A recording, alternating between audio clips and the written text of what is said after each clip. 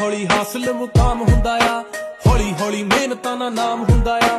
ਪਹਿਲਾਂ ਪਹਿਲਾਂ ਹਰ ਬੰਦਾ ਆਮ ਹੁੰਦਾ ਆ, ਦੁਨੀਆਦਾਰੀ ਚੋਂ ਜੋ ਤਰਾਸ਼ ਬਣਦੇ ਆਪਣੇ ਤੇ ਰੱਖ ਵਿਸ਼ਵਾਸ ਬਣਦੇ ਹੋਏ। ਆਮ ਜਿਹੇ ਮੁੰਡੇ ਵੀ ਨੇ ਖਾਸ ਬਣਦੇ, ਆਮ ਜਿਹੇ ਮੁੰਡੇ ਵੀ ਨੇ ਖਾਸ ਬਣਦੇ ਹੋ, ਆਮ ਜਿਹੇ ਮੁੰਡੇ ਵੀ ਨੇ।